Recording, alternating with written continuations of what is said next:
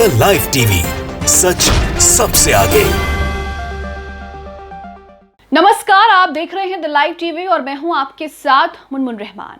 कर्नाटक चुनाव में बेहद ही कम समय रह चुका है। ऐसे में तमाम राजनीतिक पार्टियां प्रचार कर रही हैं, एक दूसरे पर बयानबाजी कर रही हैं, आरोप प्रत्यारोप का दौर भी आप लगातार देख रहे हैं। ऐसे में भारतीय जनता पार्टी जो है वो एक मेजर ब्लंडर कर देती है। भारतीय जनता पार्टी लिंगायत समूह को लेकर एक बहुत बड़ा ट्वीट कर देती है, जिसके बाद भारतीय जनता पार्टी के ऑफिशियल ट्विटर हैंडल से उस ट्वीट को डिलीट भी कर दिया जाता है। आपको बता दें कि कर्नाटक में लिंगायत समुदाय जो है वो बेहद प्रभावी समुदाय बताया जाता है। ऐसे में दोनों ही पार्टी, कांग्रेस और बीजेपी, दोनों ही लिंगायत समुदाय के वोट को अपने पाले में करने के लिए जद्दोजहद कर रही हैं। ऐसे में बीजेपी से एक बहुत बड़ी गलती हो जाती है, जिसके बाद बीजेपी की खिल्ली उठती है, बीजेपी को ट्रोल भी किया जाता है और यहां पर बीजेपी को खरी खोटी भी सुनाई जाती है। कई लोग तंज और कटाक्ष भी करते हैं। आप अपनी स्क्रीन पर एक ट्वीट देख रहे हैं, ये बीजेपी कर्नाटक के ऑफिशियल ट्विटर हैंडल से किया गया है। ये ट्वीट का आर्चिव लिंक आप देख रहे हैं। इसमें लिखा है, not just me, even the Lingayat community was abused by BJP. They abused them as thieves. Congress should remember that Karnataka will answer this abuse with votes. PM Narendra Modi. अब इसका मतलब क्या है? इसमें यह लिखा है कि सिर्फ मैं ही नहीं, यहां तक कि लिंगायत समुदाय को भी बीजेपी ने गाली दी है। आप इसी लाइन से समझ गए होंगे कि मेजर ब्लंडर क्या है। मेजर ब्लंडर यह है कि बीजेपी ने यहां पर कांग्रेस की जगह अपना ही नाम लिख दिया। यहां पर बीजेपी ने यह कह दिया कि सिर्फ मैं ही नहीं, यहां तक कि लिंगायत समुदाय को भी बीजेपी ने गाली दी है। बल्कि यहां पर कांग्रेस शायद वो लिखना चाह रही थी। आगे लिखा है, उन्होंने उन्हें चोर कहकर गाली दी। कांग्रेस को याद रखना चाहिए कि कर्नाटक इस गाली का जवाब वोटों से देगा। पीएम श्री नरेंद्र मोदी। यहां पर आप समझ गए पूरा मामला कि कर्नाटक के ऑफिशियल ट्विटर हैंडल से एक ट्वीट किया गया, जिसमें बीजेपी ये कहना चाहती थी कि कांग्रेस ने लिंगायत समुदाय को भी गाली दी है। क्योंकि पीएम मोदी आजकल कह रहे हैं कि मुझे जो है कांग्रेस वालों ने भर भर के गालियां दी हैं, मुझे इतिहास में 91, 92 इस तरह की वो चीजें गिना रहे हैं और कह रहे हैं कि गालियां दी हैं और उनका जो इतिहास है वो गालियां पैटर्न करके रखते हैं और मुझे देते हैं। इस तरह के बयान जो है पीएम मोदी दे रहे हैं और उसी बयान से जोड़ते हुए यहाँ पर यह भी ट्वीट कर दिया गया कि सिर्फ मैं ही नहीं, यहाँ तक कि लिंगायत समुदाय को भी बीजेपी ने गाली दी है। वो शायद यहाँ पर कांग्रेस लिखना चाह रहे होंगे क्योंकि उन्होंने आगे कांग्रेस को लिखा है। तो अब इसे लेकर बीजेपी की खिल्ली जो है वो जमकर उड़ रही है। बीजेपी को लोग जमकर ट्रोल कर रहे हैं। ये कहा जा रहा है कि बीजेपी के पास कोई ढंग का टाइपराइटर नहीं है, कोई ढंग का टाइपोस्ट नहीं है जो इस तरह के ट्वीट को किस तरीके से गलत ट्वीट कर रही है। हालांकि बाद में बीजेपी ने ट्वीट जो है वो डिलीट कर दिया है, लेकिन लोगों ने इसका जमकर जो है मजाक उड़ाया है, लोगों ने जमकर बीजेपी पर कटाक्ष किया है। कुछ प्रतिक्रियाएं आपके सामने रख रहे हैं। अली सोहराब ने इस ट्वीट को शेयर करते हुए लिखा है कि बीजेपी ने ट्वीट को अब डिलीट कर दिया है। बीजेपी ये ट्वीट डिलीट कर चुकी है। वहीं श्रीनिवास बीवी ने भी यहां पर लिखा है कि big acknowledgement bye Modi ji, यानी कि मोदी जी की तरफ से बड़ी स्वीकृति मोदी जी ने स्वीकार किया है, क्योंकि वहां पर पीएम मोदी का नाम लिखा है कि पीएम मोदी ने ये बयान दिया है।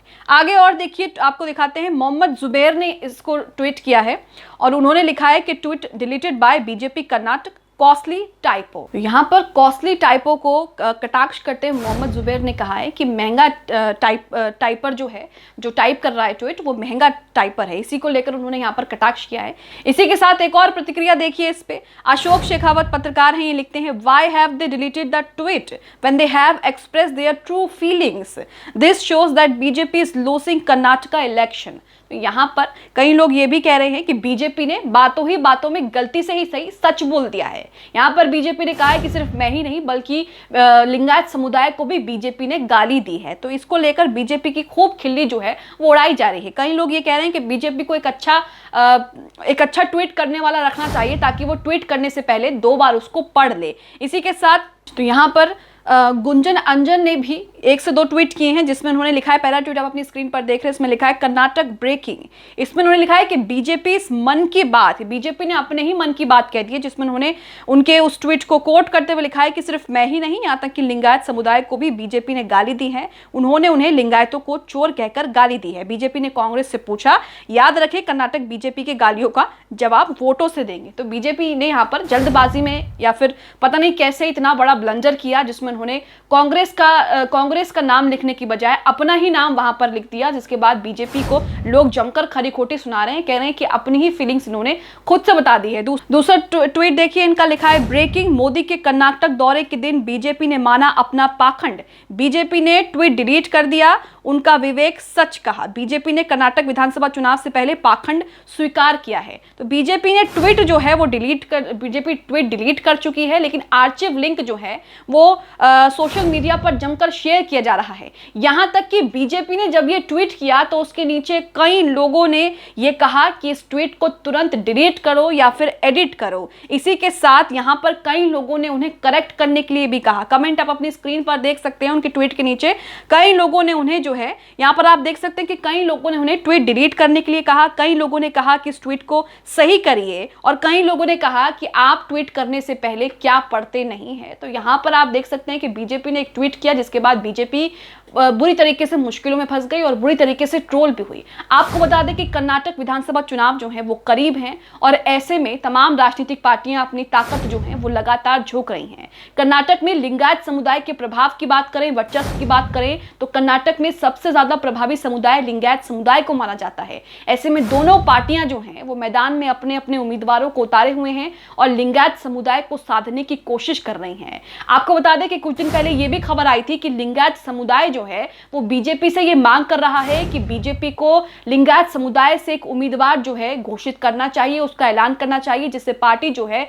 वो असहमत थी। इसी के साथ बीजेपी को लगातार यहां पर झटका लग रहा है, क्योंकि लिंगायत समुदाय के 2 वरिष्ठ नेता बीजेपी छोड़कर जा चुके हैं, जिसके बाद बीजेपी को यहां पर नकारात्मक स्थिति जो है वो देखी जा सकती है। आपको बता दें कि कांग्रेस जो है उसने भी 43 लिंगायत समुदाय के नेताओं को टिकट दिया है। तो एक तरफ लगातार दोनों पार्टियों की तरफ से लिंगायत समुदाय को साधने की कोशिश की जा रही है। कहा यह भी जाता है कि लिंगायत समुदाय का समर्थन बीजेपी के साथ ही रहा है, और बीजेपी में जो मौजूदा मुख्यमंत्री है और उससे पहले जो मुख्यमंत्री थे येदियुरप्पा, और अब जो मुख्यमंत्री हैं बोम्मई, वो भी लिंगायत समुदाय से ही हैं। तो ऐसे में कहीं ना कहीं बीजेपी के लिए 2 बड़े लिंगायत समुदाय के नेताओं का पार्टी छोड़कर कांग्रेस में शामिल होना, कहीं ना कहीं बीजेपी को इसका खामियाजा जो है वो चुनावों में भुगतना पड़ सकता है। इसी के साथ आप ये खबर देखिए जनसत्ता की, जिसे देखकर आप समझेंगे कि लिंगायत समुदाय का प्रभाव कर्नाटक के चुनावों में किस कदर अहम माना जा रहा है। यहां लिखा है, लिंगायत समुदाय को लुभाने के लिए बीजेपी कांग्रेस ने लगाया दाव, जाने किसके पाले में जाएगा 17% वोट। तो 17% वोट को अपने पाले में लाने के लिए तमाम जद्दोजहद जो है वो की जा रही है। यहाँ पर बीजेपी भी लिंगायत समुदाय के सामने अपनी ताकत जो है, अपने नेताओं को जो है मैदान में उतार रही है, और वहीं दूसरी तरफ कांग्रेस भी लिंगायत समुदाय के नेता जगदीश शेट्टार को मैदान में उतार चुके हैं, और दोनों के बीच कड़ा मुकाबला जो है वो देखा जा सकता है। इसी के साथ आप इस खबर को लेकर, बीजेपी ने जिस तरीके से लिंगायत समुदाय को लेकर जो ट्वीट किया, जिसके बाद उस ट्वीट को डिलीट कर दिया, उसे लेकर क्या सोचते हैं हमें कमेंट बॉक्स में कमेंट करके जरूर बताएं। द लाइव टीवी, सच सबसे आगे।